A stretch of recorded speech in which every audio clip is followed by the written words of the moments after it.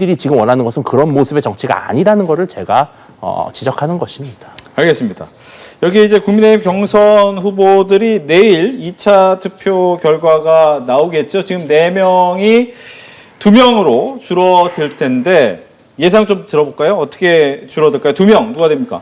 저는 일단은 지금 현재 여러 가지 여론조사상으로도 김문수 후보에 대한 안정적인 지지율이 좀 보이고 있는 상황이고 또 TK, PK 중심의 당원들이 상대적으로 저는 김문수 후보에 대해서는 호감도가 좀 있을 거라고 봅니다.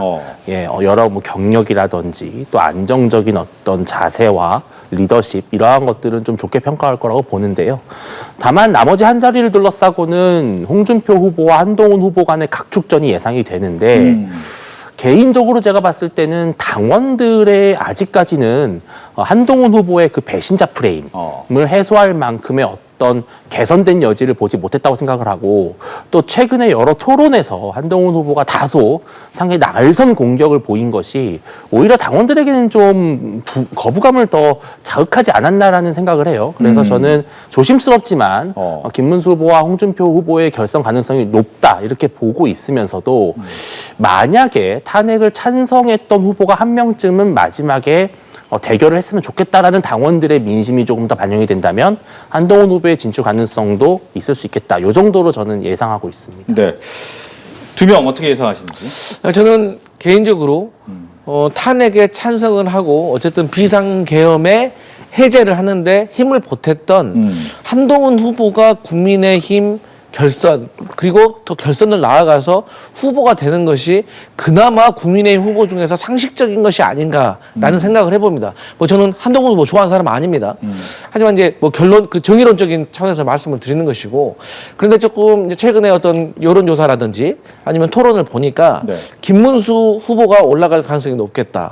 그래서 저는 한동훈 후보 탄핵에 찬성했던 한동훈 후보와 탄핵에 반대했던 저는 김문수 후보 2명이 빅2에 올라가서 마지막 국민의힘 최종 후보 자리를 놓고 겨루지 않을까라고 생각을 하고 있습니다.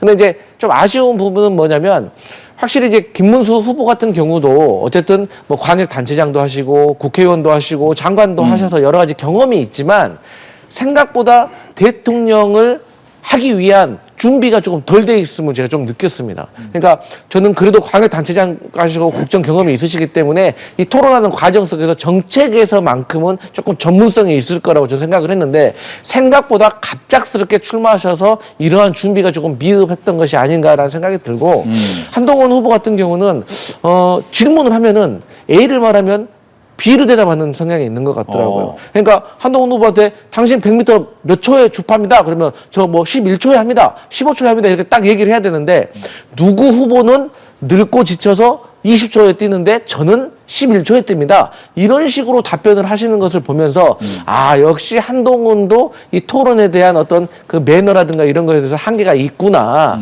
그래서 이런 것들을 저는 종합적으로 국민의힘 당원과 지지자들이 볼 것이고 또 반면에 한동훈 후보도 짧은 기간입니다만 어쨌든 정책에 대한 이해도가 좀 빨랐다라는 것도 느꼈고 또 안철수 후보 같은 경우도 확실히 어떤 첨단 과학기술이나 AI나 이런 것에 있어서 전문성이 있구나라고 느꼈기 때문에 저는 홍준표 후보도 나름대로의 지지층과 매니아층이 있고 이 홍카콜라라는 시원함이 있기 때문에 저는 누가 될지는 모르겠습니다만 어쨌든 탄핵을 찬성하는 편에서는 한동훈 후보 그리고 탄핵을 반대했던 부분에서는 김문수 후보가 이 한덕수 권한대행과의 단일화까지 염두에 둬서 올라가지 않을까라는 생각을 해봅니다. 예, 이야기해 주셨지만 이제 한덕수 권한대행의 단일화가 마지막 변수가 되겠죠. 이 변수에서 과연 그러면 어떤 식으로 단일화를 할 것이냐?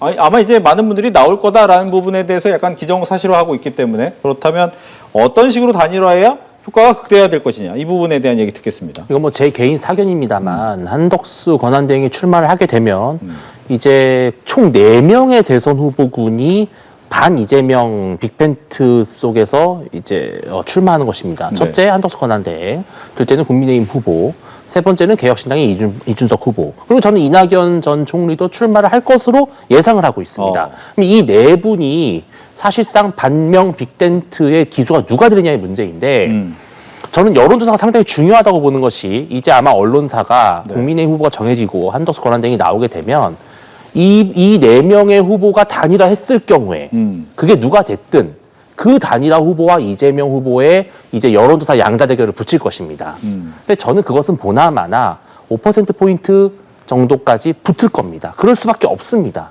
그렇다면은 단일화를 하지 않으면 안 된다라고 하는 간절한 열망이 이 네 후보로서는 이길 수가 없을 것이고요. 그렇다면 저는 당세가 조금 부족한 이낙연 후보 같은 경우는 알아서 뭐 단일화에 협조하는 그런 식이 될 수 있을지 모르겠지만 결국은 한덕수, 국민의힘, 이준석 후보 이 세 진영의 원포인트 단일화가 필요합니다.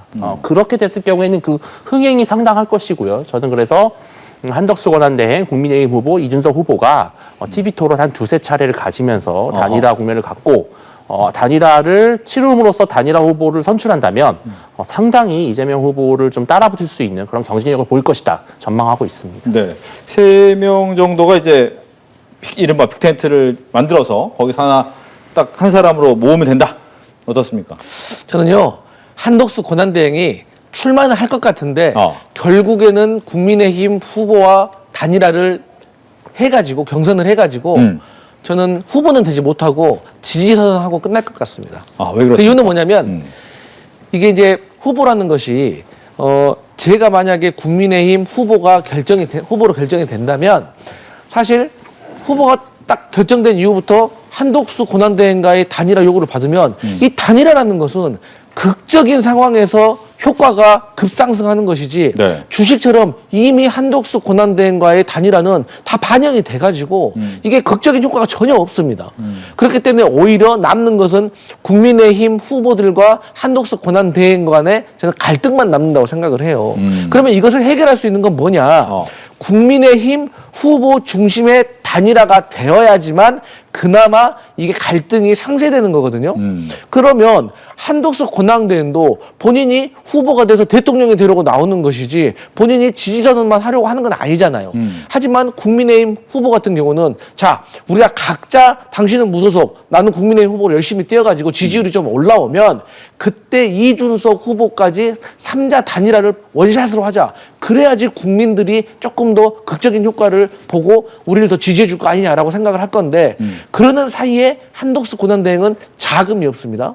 조직력이 없습니다. 그렇기 때문에 못 버티고 그냥 국민의 후보를 지지 선언하고 끝날 가능성이 매우 높다라고 보여지고 네. 또 만약에 국민의힘 후보와 또 단일화를 하게 되면 또 토론회라도 한번 할 거 아닙니까?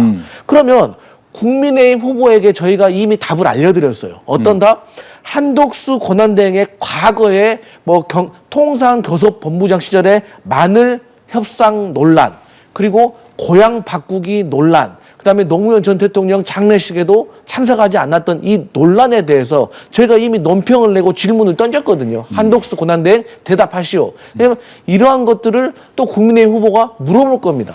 그러면은 이게 뼈아픈 것으로 돌아갈 것이기 때문에 저는 한덕수 권한대행이 사퇴를 하고 무소속으로 출마한다고 하더라도 결국에는 국민의힘 후보를 지지선언하고 저는 드랍할 것이다. 저는 그렇게 봅니다. 그러니까 이제 이 얘기의 또 하나가 되는 것이 언제까지 단일화를 하냐에 따라서 무소속으로 번호 2번을 받느냐 안 받느냐 이 부분이 굉장히 중요한 거잖아요. 예, 그런데 저는 그 단일화의 속도가 결코 느리지 않을 거라고 봅니다. 아하. 왜냐하면은 이렇게 아까 말씀하신 대로 정확하게 짚어주셨는데 한덕수 권한대행이 독자 행보가 길어지면 길어질수록 오히려 네거티브 공방이 펼쳐질 가능성이 높습니다.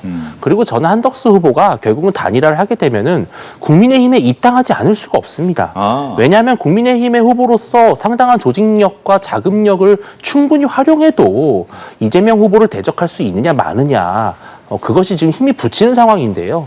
무소속 호를 단신으로 저는 할 수 없다고 보고요. 국민의힘에 잠시 들어오더라도 그것은 선거의 공학적인 측면에서 어쩔 수 없는 불가피한 결단임을 아마 우리 국민들도 충분히 이해할 것입니다. 그러니까 한덕수라는 브랜드가 아마 더 중요할 것이지 국민의힘 후보냐 아니냐 저는 이것을 볼 것은 아니라고 보거든요. 다만 단일화 과정에서 저는 국민의힘이 워낙 70년 역사 대한민국을 이끌어온 수권 정당이자 오랜 선거 경험을 갖고 있기 때문에 국민의힘 후보로의 단일화 가능성이 결국은 높을 것이다. 그리고 한덕수 권한대행의 출마가 바로 국민의힘 후보의 약점을 어느 정도 보완하는 그런 좋은 역할을 해줄 수 있을 거라고 저는 기대하고 있습니다. 네, 이제 두 분이 비슷한 부분이 있어요. 즉 국민의힘의 후보로 단일화할 가능성이 높아진다. 즉 그쪽은 되는데 저는 제일 궁금한 게 그렇다면 이준석 후보가 과연 이 빅텐트 안에 들어올 것이냐, 들어온다면 나한테 뭐가 이익이 되겠느냐라는 고민을 하겠죠. 여기에 대한 얘기 들어볼까요?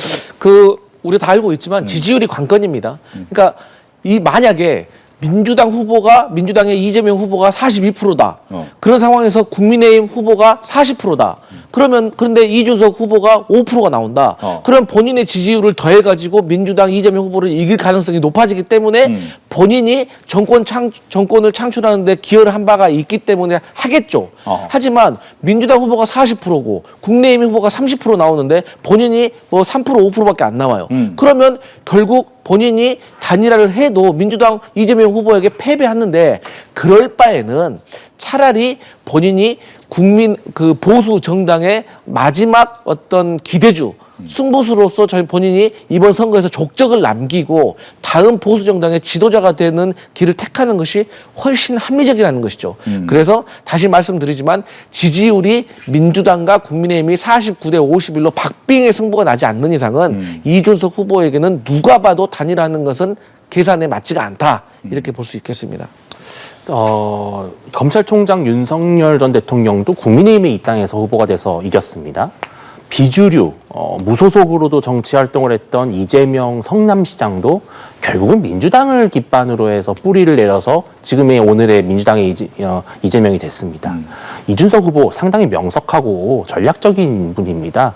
본인의 독자적인 무소속 계파로서 보수를 완전히 국민의힘이 아니라 이준석 당으로 대체한다? 불가능합니다. 그리고 그것은 정당 민주주의 역사에 있어서도 바람직하지 않습니다. 이 점을 이준석 후보도 잘 알고 있습니다. 그러니까 이준석 후보가 결국은 어느 시점이 됐든 본인이 대통령의 꿈을 이루고자 한다면 결국은 어디서 뿌리를 내려야 되느냐? 바로 국민의힘입니다. 80년 국민의 정당에 이 자신의 기반을 내려야 되는 것입니다. 그래서 이준석 후보는 아마도 이번 기회를 통해서 국민의힘, 대한민국 보수 정당과 정치적 화해, 서로의 용서를 하는 그런 이벤트를 만들 것이고 당락에 따라서 결국 이준석 후보는 대한민국 보수 정치의 차기 대안으로 급부상할 것입니다. 그 점을 알고 있기 때문에 이준석 후보는 기꺼이 단일화에 참여할 것으로 저는 예상하고 있습니다. 네, 끝으로 여론조사 하나만 볼게요. 리얼미터가 에너지 경제